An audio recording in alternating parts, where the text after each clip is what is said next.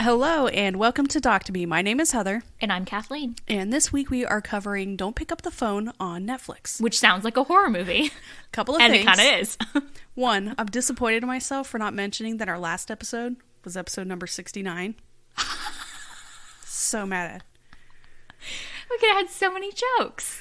And two, you said last episode you wanted to take a break from watching bummer things, and then you brought this shit to me. Well, my friend Lindsay recommended it, so I was like, that sounds like a scary movie. And then I looked it up. Oh, and then I was like, story. oh, I know this story. So I was like, okay, we have to do this. Is this because I said no, absolutely no to the Harry and Meghan documentary? Do you know, I didn't even know if that was an actual documentary. Yeah. I thought that it was just some kind of I was like, I don't care. You guys still have money. I don't care. haven't watched it, so I don't know. Did you watch it? Is it any good? No. Okay. It's like, oh, your family's racist?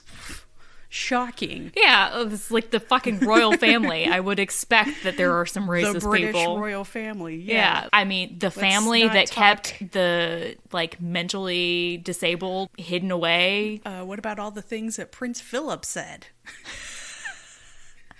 To the American or British students? Something when they were in China. I'm not going to repeat it, but...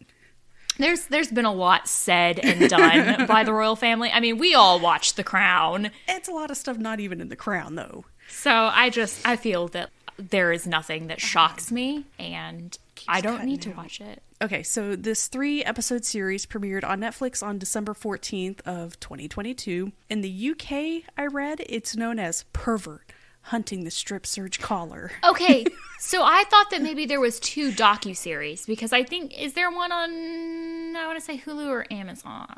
I don't know. Or Pervert. HBO, maybe? Calling I it don't know. Pervert's a way better title. I feel like it should have been Pervert.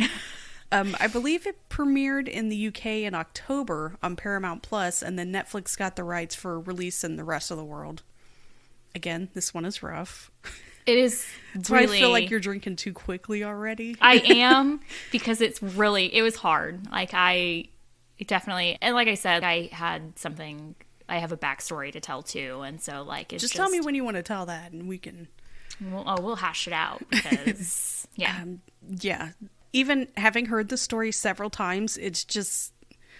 I want to believe that people couldn't possibly be so stupid, but, I mean... Not even just so stupid, millions but of people voted for Trump so twice. naive, so gullible, and just... It's just ignorance. Yeah, and it's just blind acceptance. And Yeah. that's what I am trying to teach my kids too, as they get older, that you don't just have to comply.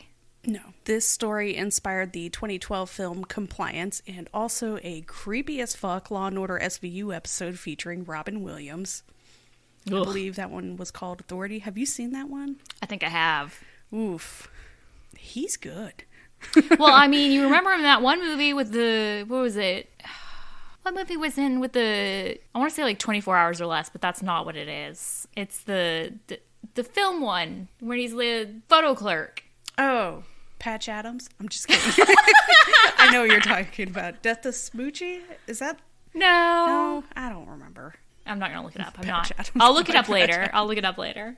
It's not Patch What was Adams. the one with Bill Cosby? Jack. Wasn't Jennifer Lopez his teacher in that movie?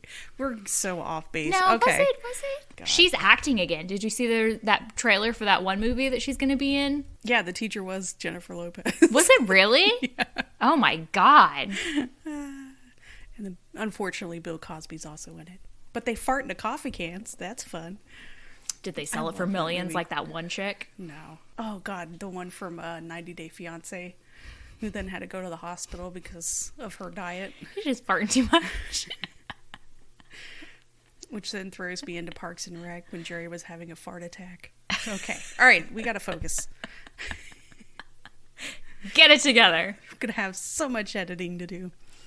As I Leave said, it all in. They can all just listen to our joking banter. As I said, this one is a real bummer, and since I have too much wine in my fridge, we're just going to drink every time we feel unsettled. So basically, is we're the going to accurate die of word. alcohol Yeah. poisoning. I actually said we're going to need to drink a lot this episode, and you were like, good, because we have 3 bottles of wine. And it turns out we have 4. So we're drinking them all. Found another one, not to count the bottle of champagne also in there. We got to save that for tomorrow. Well, I don't even know if that's still good. That was from our wedding. Hit us up. Does champagne go bad? Which, on Thursday will be 7 years old. So, yeah, does champagne go bad? Oh, February, we're celebrating 12 years. I'm sorry, you're better than us. We had a baby out of wedlock, so I technically had you're one better too than with us. another man. So Guess you got me there. I came to this marriage with baggage. I did too, but it was all emotional. Well, I did all have mental problems too, but this does deal with sexual assault, so we will not feel bad if you skip this episode. Yeah, definitely trigger warning. Yeah. So let's get into it. Mount Washington, Kentucky has a population of 18,000 and is located 30 minutes south of Louisville, so there ain't shit to do there. Buddy Stump is I feel like there's probably a lot of drugs, though. is currently the only detective in this small town and has only been in this position for 3 weeks. Also, Buddy Stump is a great name. Like, I A+. love him. All I could think when I heard the name is like he's an Italian mob dude who owns like a tree trimming service. That would be the perfect name. Hey, the boys call me Buddy Stump.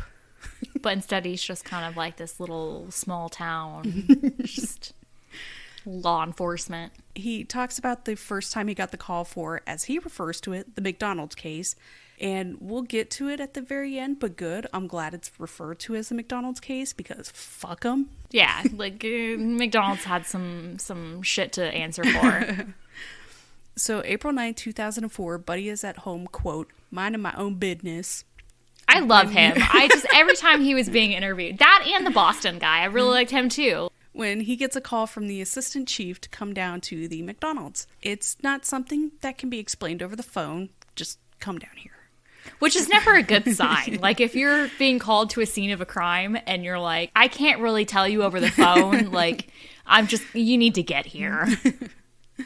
He gets to the McDonald's to find it still functioning for business. That is a business, okay? Let me tell you, because I can tell you right now, I've seen retail jobs that the place has been, like, burglarized or whatever, and they are still selling shit. Like, how did the police not just hear a little bit of the story we're about to get into and just immediately go, okay, shut it down. McDonald's is closed for the night, lock it up. Like, let's lose a little bit of money in Yeah. this. No, that's retail or, any of these situations. Like, they're just keep it running. I don't care if you don't have any electricity or power or heat or any of that. Keep it going. According to Buddy, it was an atmosphere where everybody was just upset. I'm sorry, but shouldn't that be the case anytime a detective is called to a scene? But also, like, it's retail and, like, the food industry. I feel like everyone's upset all the time, every Yeah. day, no matter what happened. But anytime, like, nobody is in a good mood and calls the cops. When a to crime come over happened. just for fun. Like, yeah, there's a crime. People are going to be upset. I mean, if I get burglarized when I'm drunk, I'm probably in a good mood. Actually, I'm probably crying. Yeah. He moseys on back to the back office to find a worker, manager, and assistant manager all talking over each other, trying to get the story out. All he can really make out is that it had something to do with a phone call. Finally, an officer comes over and tells him whatever happened, it's on video. Which is like, okay. Unfortunately, there's no audio on the tape, but you can kind of get the gist of You don't what need happened. audio for No. this. It's depressing without it. It starts with the unfortunately named assistant manager, 51-year-old Donna Summers, who is white and not, in fact, the queen of disco, on the phone with someone. Just anytime I heard that name, I was like, what? The caller states that he is an officer. I always think of Suzanne Summers. Two totally different. Very, very different perspectives, but The caller states that he is an officer for the Mount Washington Police. I think he said his name was like Detective Scott or something. Which is such a Officer generic, Scott. yeah, Officer Scott, which is such a generic name. And he says he also has the manager and a corporate representative also on the line. He is calling in regards to a wallet of a customer being stolen by one of the McDonald's workers. Already red flag. Cops are lazy. For you and I. Cops are lazy, but the McDonald's is a mile from the police station, and they get free food all the time, even if they show up. Like, why would an officer not just walk be there to investigate. Anyway, they describe the suspect as a petite brunette, and it's so crazy that an employee matches that very vague description. 18-year-old Louise then enters the office. I know they say her last name, but since she's not like actually in this series to give her account, I don't feel comfortable. No, and I mean it's definitely it's like out there, very wide and broad, but like there are so many victims of this, and I feel like most of them didn't get to speak up. Because none of the other victims even have their last names, so I'm like, yeah, that's just yeah.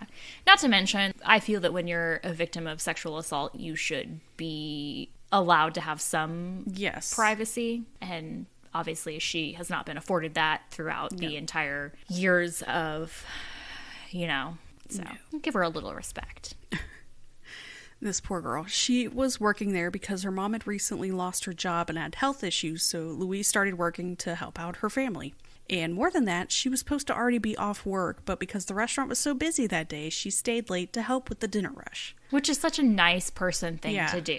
She's a sweetheart. Yeah. Most people wouldn't do that willingly. No. Especially 18-year-olds. Fuck that. Like, oh, I get off at 5? I'm leaving at 5. I'm already clocking out. Yeah. I'm at the door at 5 p.m. My name tag's off. Don't Put talk on a to jacket me. So customers can't see. Exactly. Like, don't talk to me. I'm out of here. Yeah. So with Louise now in the office with Donna, the caller informs Donna that he can either go down to the restaurant to arrest Louise there. Which you should say, yes, please. Or Donna can just conduct a strip search to see if she has the money on her. Never. Do not ever allow anyone to do a strip search on you. And shockingly, Donna doesn't say, fuck you, do your own job because I've got my own shit to run here. Right, you're running a fucking McDonald's. I would have hung up the phone and been like, I'm too busy for this shit. The customer can come here themselves. Have you seen a McDonald's before? There's always a line. Hey, anywhere, any business, especially now. Yeah. Like, no, we are not staffed adequately ever. Like, if you need something, you come here and do your job. She tells Louise to start emptying her pockets, and another manager enters the office, and they put a garbage bag over the door that has a small window so no one can peep in. Sketch. Because it just gets worse. Louise is made to completely undress. And with each article of clothing, they were like shaking it and like checking pockets and other stuff, just making sure that she had no stolen money. I've read that they were so busy that day, she was never away from the register. How would she have stolen this wallet? And she like secretly sticky fingers through the counter. Well, I think they said she stole a purse and the wallet would have been in the purse, but where would she have put in the purse?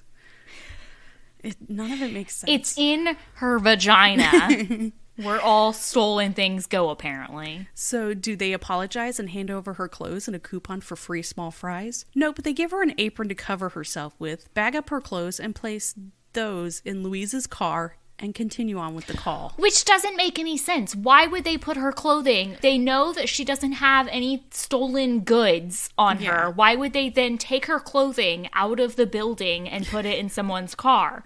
That's not proper police procedure. I get so mad. So Louise is just stuck at this point. They've taken her clothes, her car keys, and she's left in the office at the back of a busy McDonald's full of customers at like the dinner rush. I don't know if you've ever been a naked 18-year-old, but you're not really going to go anywhere. I'm a naked 34-year-old and I don't even like leave the bathroom. 35 and I'm still not going anywhere.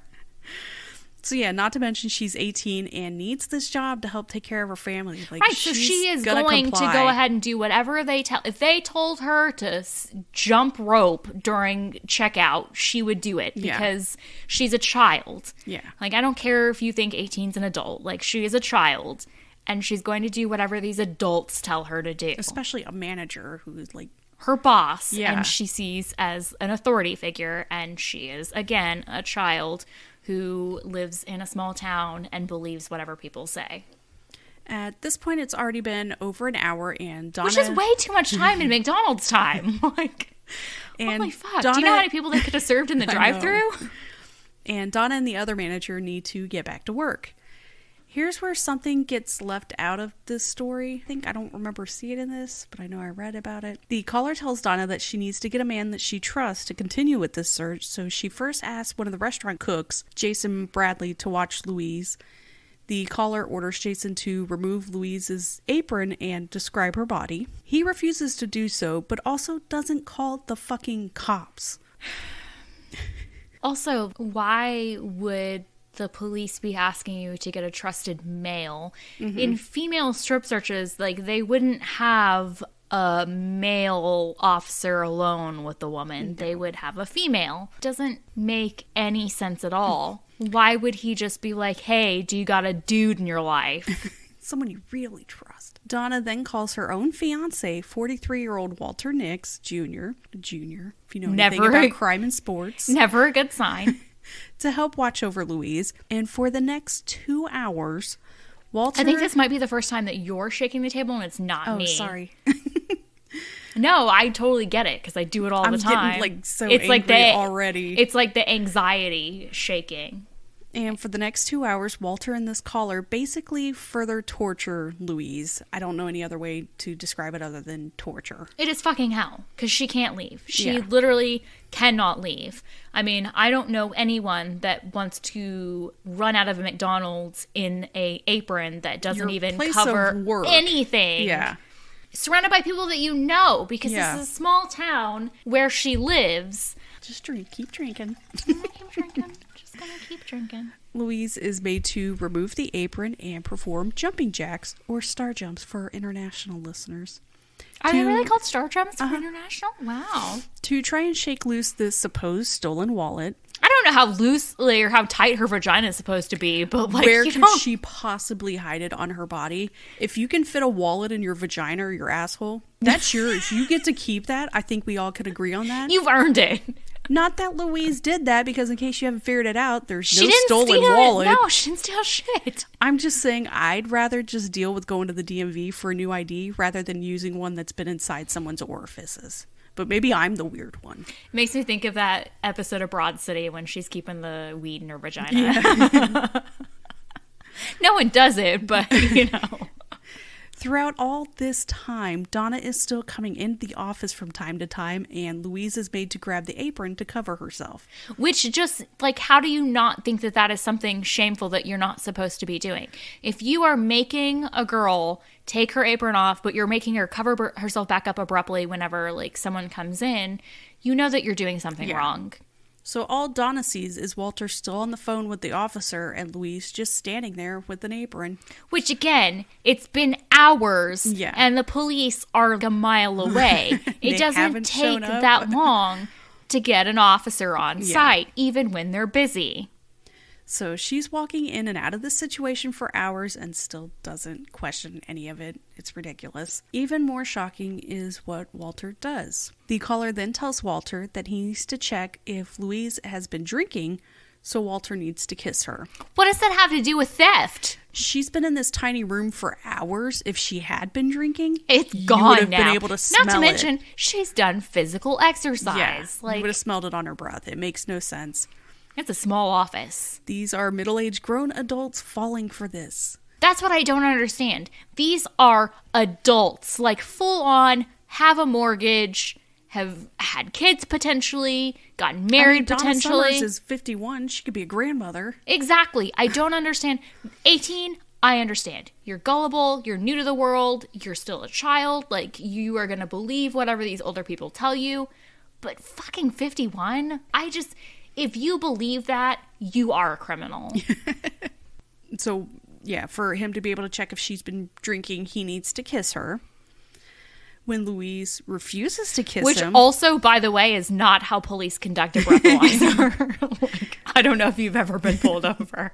I haven't, but even I know that. When Louise refuses to kiss him, she's made to lie over Walter's knee while he spanks her for 20 minutes until she finally agrees to kiss him. I put in kill him. I have been spanked in sexual encounters, and I don't think I've ever been spanked. Slut. I know. And I don't think I've ever been spanked for 20 full minutes. Like, And those are also place, like, smacks. He leaves marks on her. no, exactly. Like, you can see them in the video. Yeah. Who spanks someone for 20 minutes? I don't think I've ever been angry enough to spank for 20 minutes. I don't Like, have the energy. not like an actual physical pain. I've No. never left marks on No. anyone in my life. I couldn't imagine. And this is not even a romantic partner or like a child or something like this. This is a fucking stranger to him. A literal stranger. She was also made to insert her fingers into her vagina and expose it to Walter, but that was also left out in this. I feel that like a lot was left out because they Yeah. didn't want to be too graphic.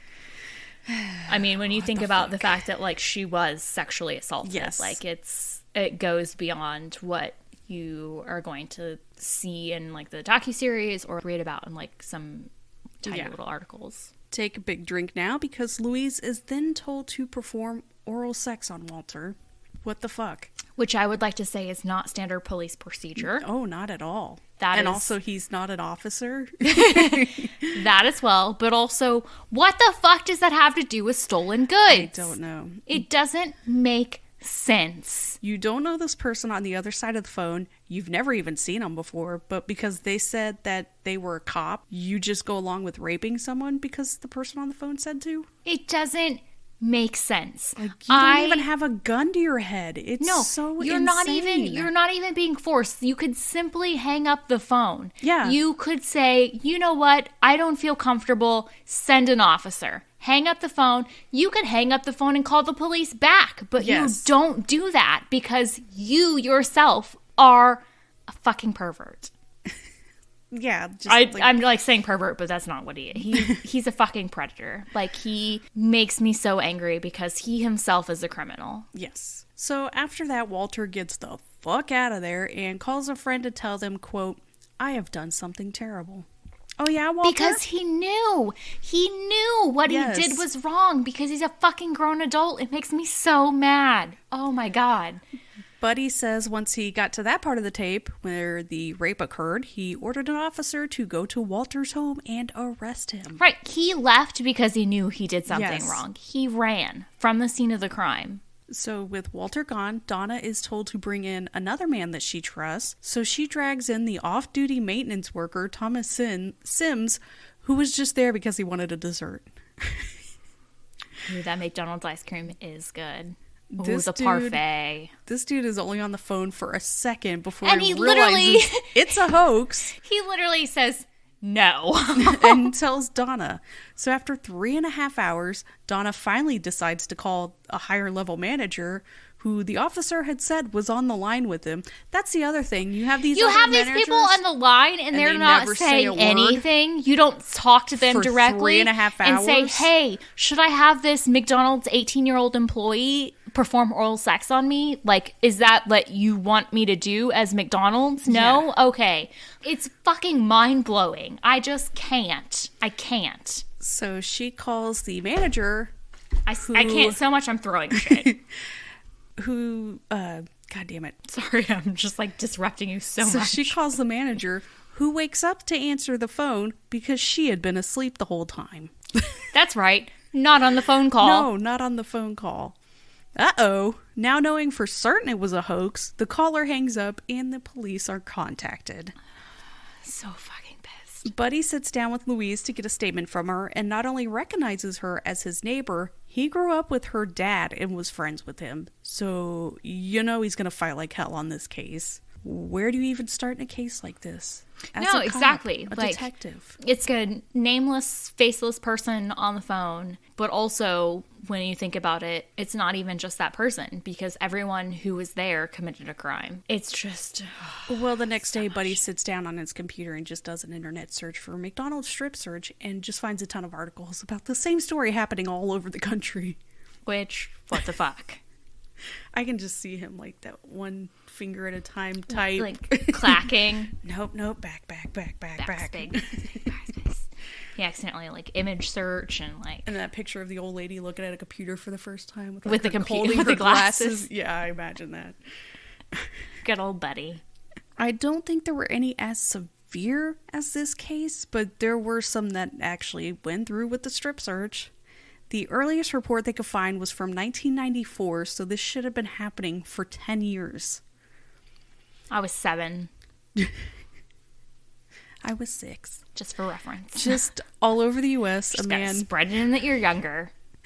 A man claiming to be a police officer and even using the same name for most of them would call and convince managers to perform strip searches on employees and at least one customer.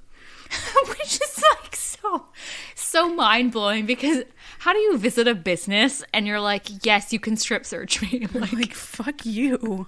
I'm taking my business elsewhere.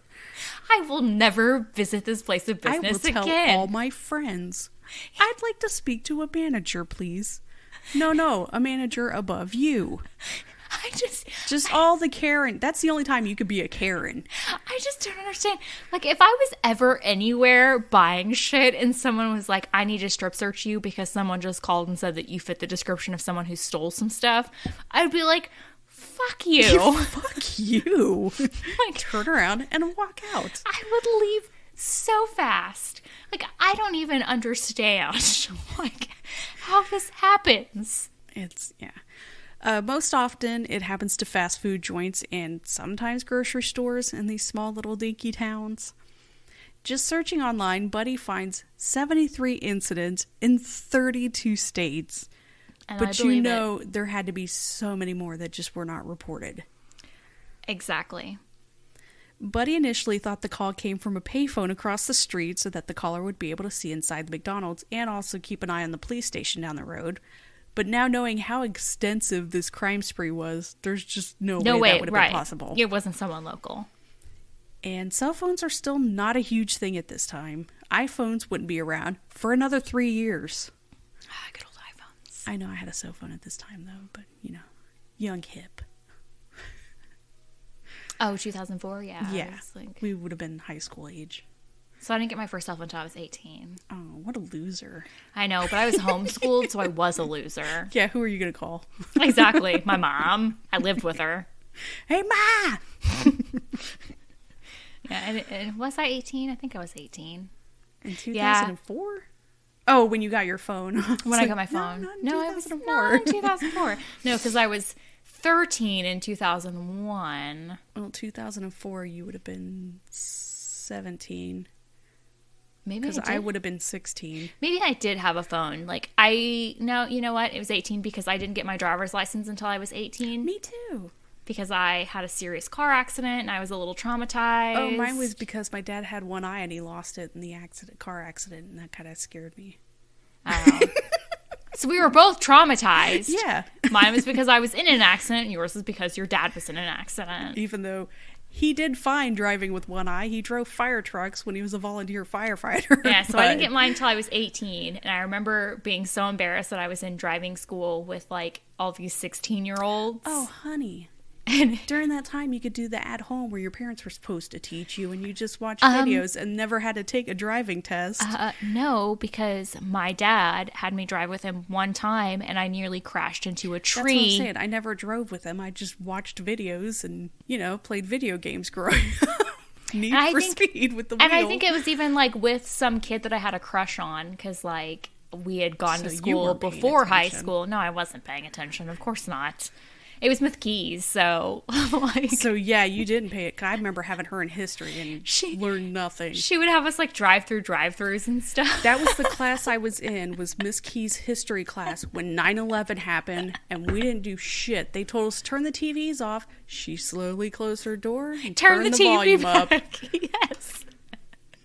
That's my 9/11 story. She had us picking up people and going through drive-thrus, get her a schnitzel and stuff. I remember because she was horrible. She never taught us anything, so I would fail. I had a bad grade, so I just printed off JFK conspiracy theory stuff and handed that in, and she gave me credit. Pass. Yes.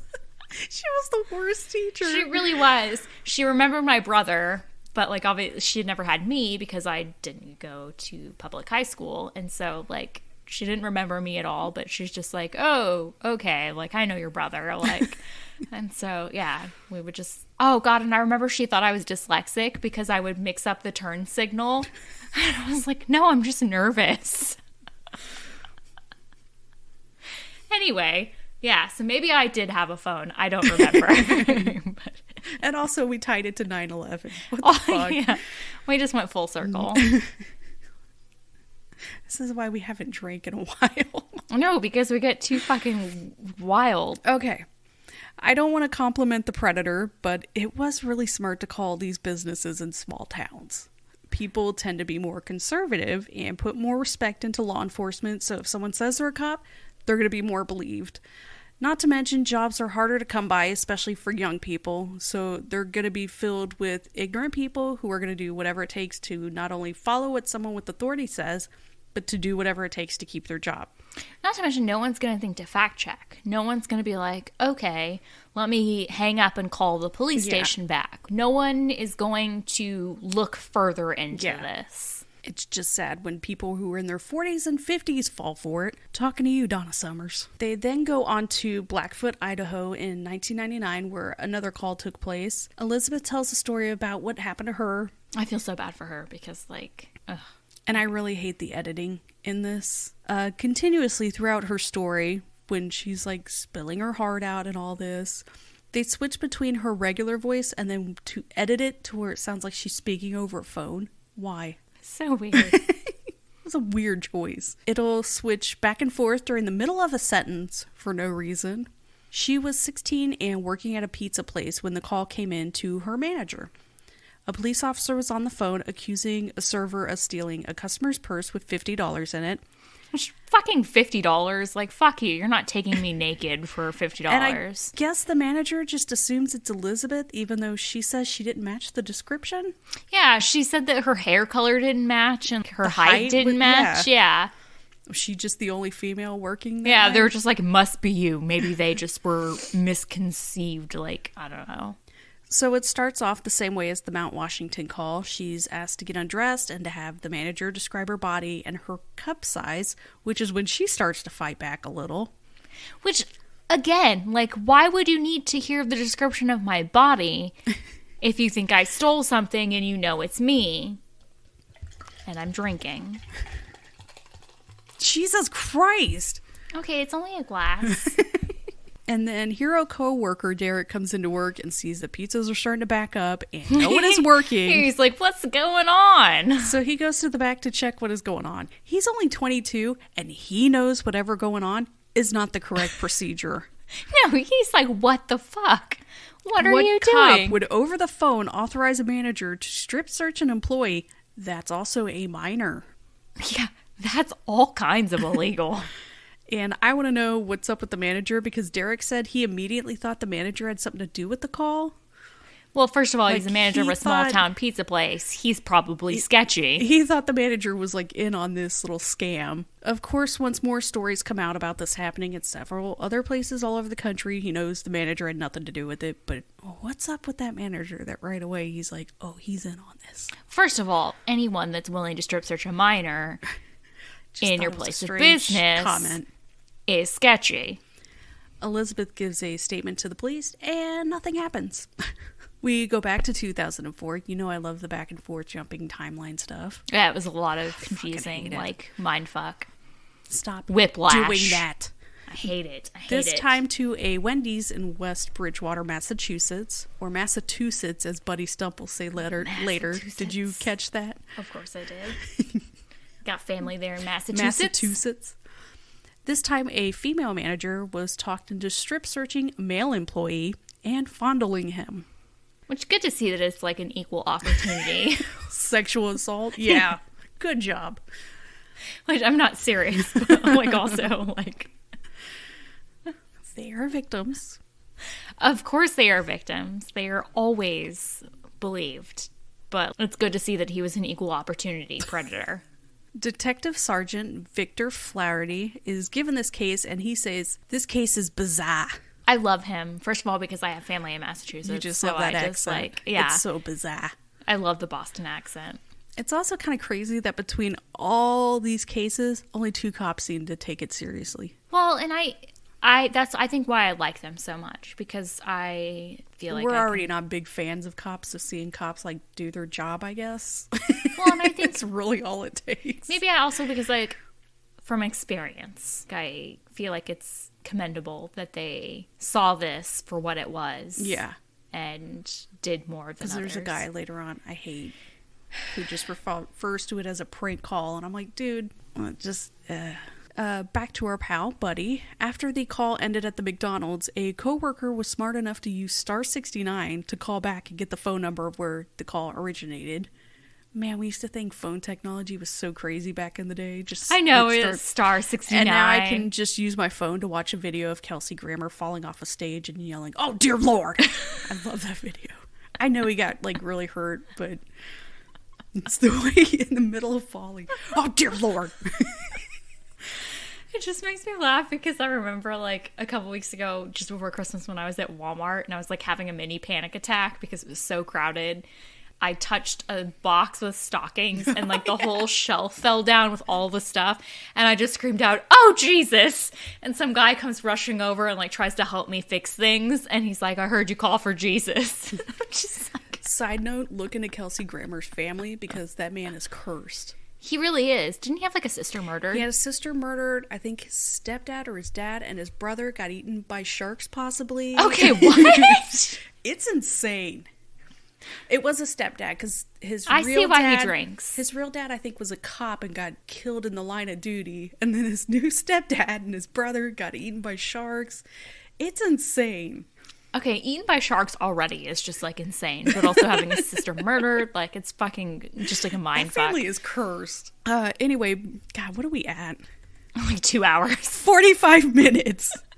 And it's mostly just us shit We're talking. only on page 5. God, I will have to do so much editing. We're going to do 2 episodes. And it'll be like 30 minutes.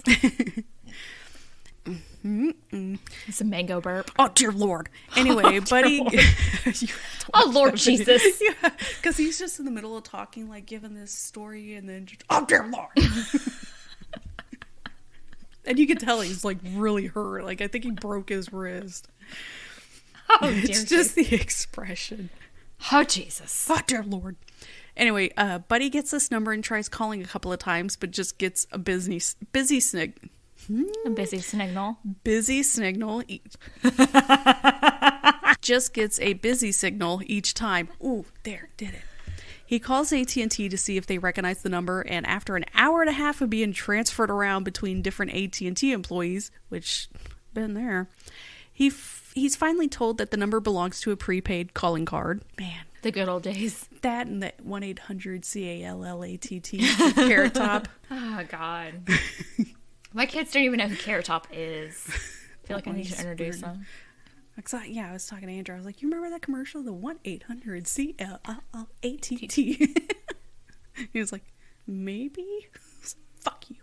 Do you remember when they had payphones at the mall? I used to use them to call my mom to come pick me up. Yeah. Well, you would do the call collect and then just leave your message. Because with the part where you're supposed to say what your name is, just "Mom, at the mall, pick me up." Yeah. Mom, I'm ready. Come pick me up. Mom, we had a baby. It's a boy. I'm not paying for the collect call. So yeah, the prepaid calling card isn't all that much to currently go on, but at least it tells them this isn't someone local. Victor is doing his own investigation, getting the runaround by AT&T, who tell him there's no way to trace the phone cards until finally one day he's talking to a representative he's been dealing with the whole time. Jessica. Was that her name? Yeah. I thought it was Michelle. I don't know why. Oh, was it? I don't know. I didn't write it down. Well, now I'm torn because I can't remember if it was Jessica or Michelle. Write it down. I don't know. Finally tells him, "I've got some answers. Since 9/11, even though we don't want the public to know, prepaid calling cards are now traceable," which is crazy that they were not traced before 9/11. Right. Like, how the fuck? Like, and maybe a lot of listeners don't even know what prepaid calling cards were. They're still around, though. Yes. They're used a lot for, like, long distance and international calling. Right, but you just, like, buy the card, yeah, and then you could make your calls, and you didn't have to worry about dealing with phone companies, because, it was less expensive to use phone cards. I remember family using them for hospitals and shit like that, like, when we were just, I don't know. Anyway. So things have really changed since 9/11. Not only could you use nail clippers on your flight, but you could feel free to sexually harass people over the phone long distance with your prepaid phone card. I mean, I feel like pre 9/11, you could also feel free to sexually assault people on your flight. People still try it now. And he's given the location of where the calls are originating from. A Florida. Payphone in Panama City, Florida. And it's kind of crazy that Buddy and Victor are both working this case, like, without knowing the other person is doing it. So now I feel like AT&T would have been, hey, I just got another call from, like, someone else about this. But no, they didn't share information. No. So now there's another dead end. They know where the calls are originating from, but just knowing it's a payphone doesn't get you much because they used to be everywhere. And the Panama City police are aware this is coming from their area, and they're also at a loss. Victor is finally able to track down not only was this card bought at a Walmart, of course, but the exact day it was purchased.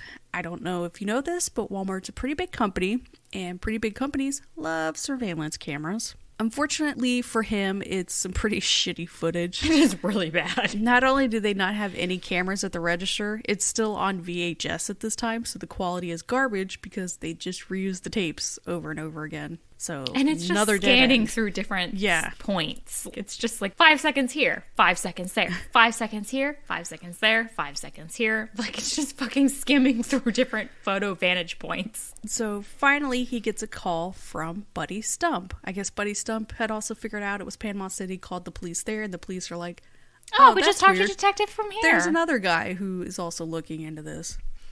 And as much as Vic talks about this lady at AT&T, I wish they could have had her on this. I really do. He was joking about how he talked to her more than he talked to his wife. So, luckily for these two guys, the card used at the Mount Washington call was purchased at a different Walmart that had their shit together and at least had cameras on the registers. I love how he was like, do you have cameras at the registers? And they were like, yes. And he was like, ka-ching. The suspect is a white male, of course, between 30 to 40 years old, about 6 feet tall with black hair. I assume Vic isn't directly from Boston because I would expect his description to be, this guy was a white fat fuck old enough to know better. So because the camera angle isn't the best because it's above the suspect, they go to Vic's Walmart tape that shows the entrance and exits to try and see if they can get a better look at the guy. And this time, the fucking idiot is in his work uniform. But of course he is. The upsetting thing about his uniform, however, is the very noticeable braid on the side of the pants. You know, the sort of thing that would be on the uniform of someone in law enforcement. Bum, bum, bum.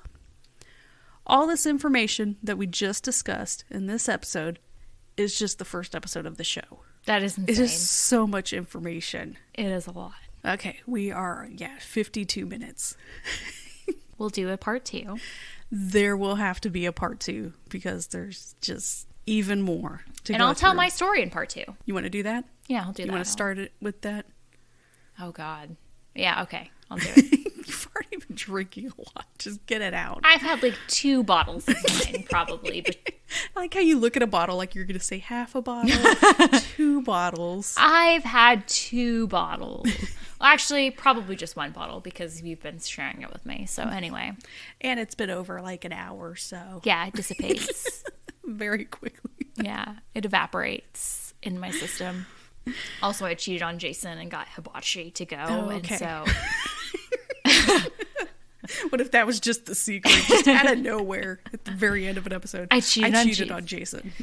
No, my form of cheating is that, like, I secretly have been trying this hibachi place that we haven't, that I haven't gone to with him yet.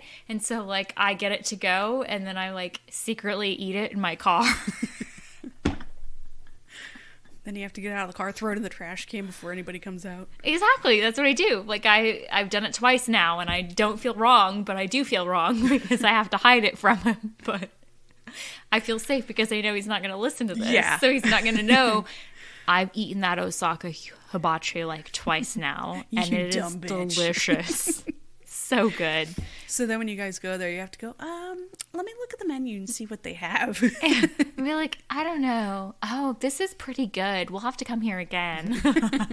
And they'll be like, oh, welcome back, ma'am. I'm like, shut your fucking face. Oh, welcome back, Kathleen.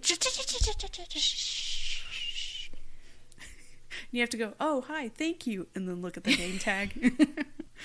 That's what cheating's like when you're married. You just secretly eat Your food that you're not pictures on the supposed wall to. for like most Customer- not wontons.